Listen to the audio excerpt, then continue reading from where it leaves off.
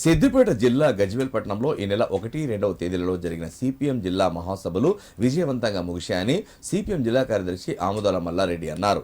Siddipet press క్లబ్లో నిర్వహించిన media సమావేశంలో సిపిఎం నాయకులతో కలిసి ఆయన మాట్లాడారు. మహాసభలలో జిల్లాకు నూతన కార్యవర్గాన్ని ఎన్నుకున్నామని తెలిపారు.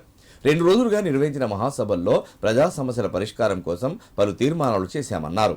జిల్లాలో ఉన్న వనరులను ఉపయోగించి పారిశ్రామికంగా వ్యవసాయపరంగా అభివృద్ధి చేసి యువతకు ఉపాధి అవకాశాలు కల్పించాలన్నారు. ఎన్నికలకు ముందు కాంగ్రెస్ ఇచ్చిన మాట ప్రకారం 6 గ్యారంటీలు అమలుపరచాలని తెలిపారు. అలాగే మహిళా ప్రయాణికుల సంఖ్యకు తగ్గట్టుగా బస్సుల సంఖ్య పెంచి నడపాలని, మహిళలకు ఇస్తామన్న నెలకు 2,500 రూపాయలు వెంటనే ఇవ్వాలని డిమాండ్ చేశారు. సిపిఎం పార్టీ ప్రజా సమస్యల పరిష్కారం కోసం నిరంతరం పోరాటం చేస్తుందని తెలిపారు.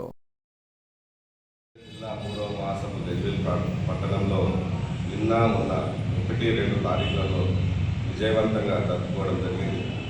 ఈ మహాసభలలో నూతన కమిటీని ఎన్నుకోవడం కూడా జరిగింది. భవిష్యత్తు కార్యాచరణను అమలు చేయడానికి కమిటీ కోరుకుంటుందని చెప్పి తెలియజేస్తా ఉన్నాం.